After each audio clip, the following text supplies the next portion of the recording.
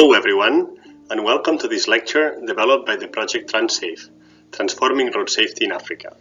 My name is Jordi Boschpla. I'm a sustainable urban mobility expert at UN Habitat headquarters in Nairobi, and today I'll talk about the safe system approach. This lecture is the second chapter of the foundation courses of the TransSafe e-learning program. We recommend taking this course in order, so in case you have missed the first chapter on Introduction to TransSafe, presented by Edmund Teko, you can check it out at the TransSafe website before going ahead with this course. First of all, let me take a look into what we will discuss in this lecture. To understand the safe system approach, we need to talk about the global plan for road safety. So I will start my presentation with a brief introduction on that, to contextualize where, when, and why the safe system approach was born. After this, I will explain what the safe system approach is nowadays, defining the mission, the goals, and the objectives. We will then move forward and take a quick look into the recommended actions for implementing the safe system approach. And I will also explain the key stakeholders involved and the role they play. And finally, we will take a look into how monitor and evaluate the safe system approach actions. Actually, as an extra, I have included 2 quick exercises that you can do to apply the content learned during the lecture. Let's start, and I really hope that you enjoy it. The safe system approach is an excellent example of what is commonly referred to as global policy convergence. Policy convergence generally happens when there are international communities of policymakers, or experts, or NGOs with links to international alliances that share the same vision. This is the case with what is known as the Global Plan for Road Safety. Since back in 1947, the United Nations Economic Commission for Europe and the Inland Transport Committee have been active in enhancing road safety through conventions on road safety and harmonization of regulations. The idea of a global plan for road safety has been constantly shaping since then, but there are some key moments that are worth mentioning. Starting in the 90s, we see the first national policy efforts of what would become what is now internationally known as the safe system approach. Vision Zero in Sweden and Sustainable Safety in the Netherlands were adopted during that decade. These are 2 visions that share the same goal of rolling out road deaths and serious road injuries in the long run. We find another milestone in 2004, when the World Health Organization, together with the World Bank, published the first major report on road traffic injury prevention, underscoring their concern that unsafe road traffic systems were seriously harming global public health and development. This first report triggered international interest, and countries all around the world started to act on the national and regional levels. A good example was the ACLA Declaration, adopted in 2007 during the African Road Safety Conference. Now moving forward, in 2011, you can see we find the beginning of the first decade of action in road safety, aimed to save millions of lives by building road safety management capacity, improving the safety of road infrastructure, further developing the safety of vehicles, enhancing the behavior of road users, and improving post-crash responses. We will get back to this in more detail in a few minutes, but the first decade triggered more coalitions on road safety, like the African Charter for Road Safety and the African Road Safety Action Plan, and ultimately set the standard for the second decade of action for road safety. We can see that finally in 2015, road safety was included in the Sustainable Development Goals, highlighting the importance of safe mobility. We find road safety specifically in the SDG 3, with target 3.6 on reducing road injuries and deaths, and more generally in SDG 11, with the focus on cities and transport systems. At the moment, we are halfway into the second decade of action for road safety, adopted by the UN General Assembly in 2020, and it will last until 2030. Within the framework of the second decade of action for road safety, the Global Plan of Road Safety has been developed by the World Health Organization and the United Nations Regional Commissions as a guiding document to support the implementation of this second decade. It describes what is needed to achieve its goals and calls on governments and partners to implement an integrated safe system approach. What to do, how to do it, and who to do it. All of this to achieve one goal. And this goal is short and clear: to reduce worldwide traffic deaths and injuries by at least 50% between 2021 and 2030. So, what is the vision behind the safety system approach? The safe system approach is a core feature of the Decade of Action of Road Safety. It recognizes that road transport is a complex system and places safety at the center of it. It also recognizes that humans, vehicles, and the road infrastructure must interact in a way that ensures a high level of safety. The safety approach, therefore, anticipates and accommodates human errors, includes all user roads in sharing the responsibility of road safety, not only road users, but also those who design and maintain the roads, manufacture vehicles, and administer safety programs, because they also have a role in this complex system. It also incorporates road and vehicle designs that limit crash forces. This means to levels that are within the human tolerance to prevent deaths and serious injuries, the famous speed limitations. It pursues a commitment to proactively and continuously improve roads and vehicles, so that the entire system is made safe rather than just locations or situations where crashes already occurred.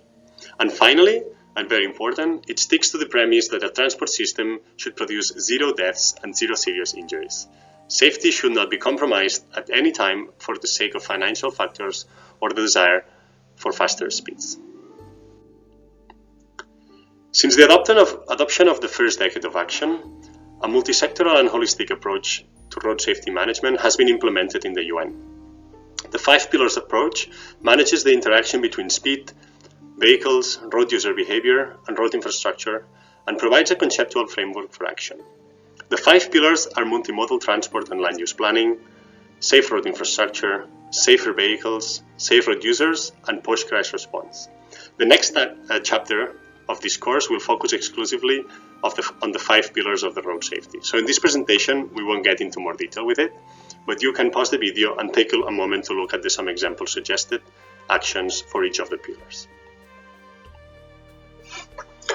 Ensuring effective implementation of the safe system approach is essential to realize road safety improvements in the next decade. Actions should be based on evidence, and implementation research should be used to guide local adaptation of proven measures. We have a few examples here. Regarding financing, road safety is underfunded in most countries. Long-term investments is required for the development of road safety infrastructure, as well as for interventions that can improve road safety. There are significant opportunities to leverage existing investments in border areas of transport, particularly transport and network planning, public transport, road construction, traffic operation, and maintenance. The primary responsibility for funding road safety activities lies with national governments, but it's not the only option. Especially in low and middle income countries, private sector sponsorships, fundraising, or philanthropic contributions can help initiate activities. Moving on to the legal frameworks. The UN Road Safety Conventions have already provided some strong foundation for countries to build legal frameworks and systems. To really contribute to national road safety, these agreements need to be further transposed into national or regional legislations, ensure effective application, and be enforced through traffic agents and inspection bodies. Then we have the speed management. Managing speed is critical for the effective implementation of a safe system approach. Appropriate speed management is not only directly impacts crash likelihood and severity, but also affects the effectiveness of each safety interventions. In densely populated areas, there is strong evidence that even the best road and vehicle design features are unable to adequately guarantee the safety of all road users when speeds are above the known safe level of 30 km per hour. For this reason, in urban areas where there is a typical predictable mix of road users, a maximum speed limit of 30 km per hour should be established. We also have capacity building for professionals working for the government, for private sector, for civil society, and research institutions should be given top priority, as the lack of specialist knowledge on road safety is a major barrier in these countries. The gender perspective should be integrated. Transport policy frameworks must provide an enabling environment for both men and women to share safe, sustainable mobility. More women must be involved in the transport sector and its processes, and a greater focus is needed on gender difference in relation to the design and construction of transport infrastructure. The issues of road safety apply differently to men and women, and without a gender mainstream approach, some part of the society will remain still marginalized. Then we have the technologies, which also play a key role. Innovations inside and outside the vehicles are already saving lives in many countries.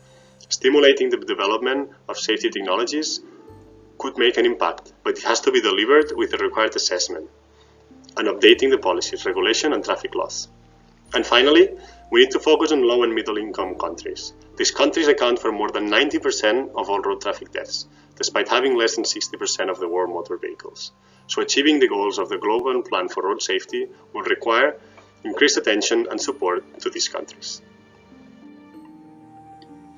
And now we move to the stakeholders. We all play a key role in achieving the goals of the Global Plan for Road Safety, but especially the following stakeholders should lead with their endorsement and collaborate together.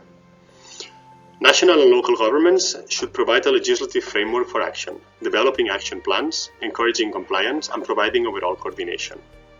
The civil society and NGOs can be a source of information for the community, but also for the government. They can empower local communities to take ownership with their actions and be a role model for all. The private sector plays a key role as well in setting the standards and vehicle safety levels. Companies can include trainings for drivers and safer working conditions that can hugely influence the number of incidents in the road and its consequences.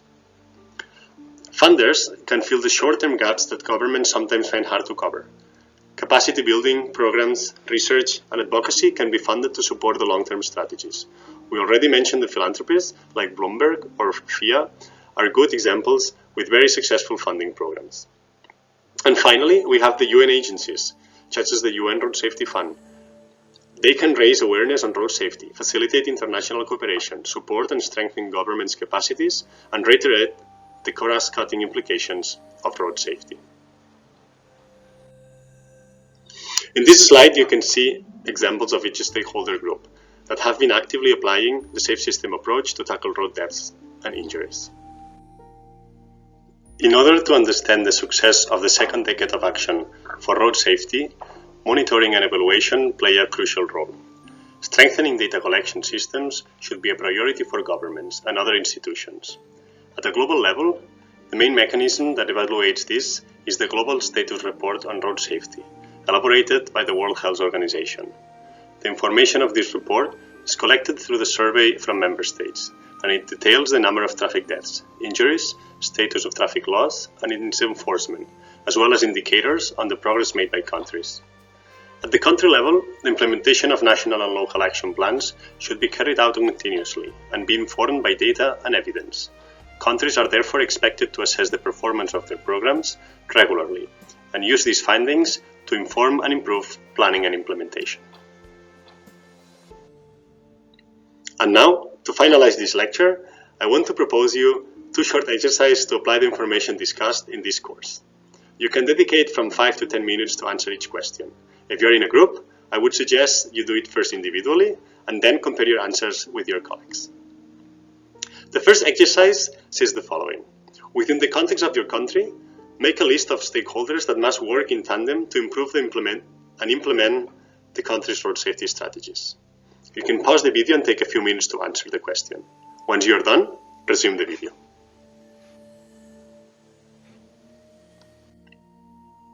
Good. I hope it was not too difficult. Now, building on your first answer, now explain which stakeholders from the ones listed on exercise 1 are key to tackle the following challenges and what could they do to solve them. I'm proposing 4 scenarios here. First, imagine a situation with limited funding and permissions for cities to take local action on road safety. Which stakeholders can help from your list in this case and what could do to solve this? A second scenario instead is the following. Imagine that there is little enforcement of adequate road user behavior, such as speed limitations or drink and drive or use of cell phones while driving. Which partners or which stakeholders are relevant here and what could they do to solve this? A third scenario is the following. There's a situation where the streets are filled with too old and unsafe vehicles. So, how can this problem be solved at the national level? Who play a key role here? And finally, propose how to solve the following. A lack of comprehensive data on post-crash response. Which stakeholders can address this problem and how? The answers are free, and probably there is many that are correct. Do it first individually and then discuss with your colleagues what the others wrote. Take 10 minutes to draft a solution for these scenarios, and then resume the video for the final slides. Well, and this is the lecture. I hope you enjoyed the lecture and the exercises. Thank you very much for listening to this video, and we hope to see you very soon. If you're looking for more videos on road safety or the other chapters of this course, check our website, www.transafe.org. Thank you again for your attention, and goodbye.